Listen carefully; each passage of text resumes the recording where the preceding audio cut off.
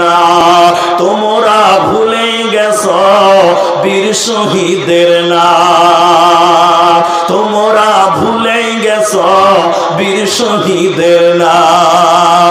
তারা জান্নাতেরই ফুল বাগেতে, তারা জান্নাতেরই খুশবাগেতে অতিথি ভ্রাম্যমান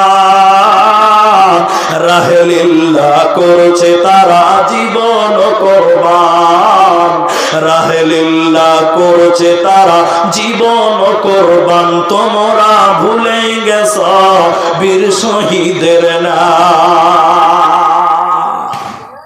নবী রাসূলদের ভুলে গেছেন আপনারা। তারা কেমন আল্লাহ ভরসা ছিল, একটু বসুন ভালো লাগবে, একটু বসুন ভালো লাগবে। আল্লাহ ভরসা কাকে বলে এইটুকু খালি শুনে যান, একটু ধৈর্য ধরেন, আপনার ভালো লাগবে।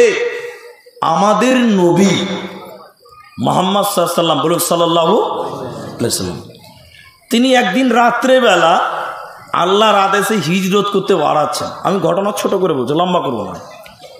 বন্ধুকে নিলেন সঙ্গে আবু বকরকে, লম্বা ঘটনা। জামাইকে বিছানায় শুয়ালেন আলীকে। এবার কাফের মুশরিকেরা রসুলকে মার্ডার করবে, নিয়ত করেছে কিনা এটা হ্যাঁ না বলুন না গো।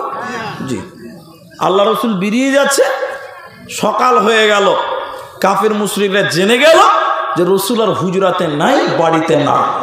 এবার কাফের মুশরিকেরাও বেরিয়ে গেল নবীকে রাস্তাতে যেখানে পাবো সেখানে কাটবো, বলুন নাউজুবিল্লাহ। এটা গর্তে ঢুকলেন আল্লাহর নবী এবং আবু বকর। শুনেন গর্তটা কেমন ছিল, অনেক লম্বা কথা। নবী আবু বকর গর্তে আছে, উপরে কাফেররা খুঁজছে। তো হাদিসে বলা হচ্ছে যে কাফের মুশরিকেরা যদি একটু গর্তটা ভালো করে তাকায় তল দিকে, মানে পায়ের তলে তাকায়, তো আল্লাহ নবী এবং আবু বকর ধরা পড়ে যাবে। তা আবু বকর ভয় পাচ্ছেন, বোধহয় কাফেররা আমাদেরকে ধরে ফেলবেন, বোধহয় কাফেররা আমাদেরকে পাকড়াও করবেন, এই ভয় করছেন। আল্লাহ ভরসা কাকে বলে?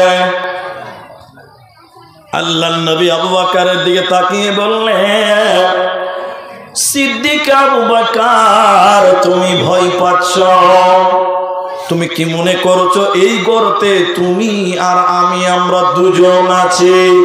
তুমি কি মনে করছো এই গর্তে তুমি আর আমি আমরা দুজন আছি? না না না, আমাদের দুইজনের মাঝে আর একজন আছে, তিনার নাম আল্লাহ। চিন্তা করিও না, হতাশ হয়ো না, আমাদের মাঝে আমাদের আল্লাহ আছে। এরই নাম ছিল নবীদের আল্লাহ ভরসা। এজন্য আমার আল্লাহ বলে, মুমিন যে হবে রে, মুমিন আল্লাহর উপরে তাওয়াক্কুল করবে, আল্লাহর উপরে ভরসা করবে, মুমিন কোনদিন হতাশ হতে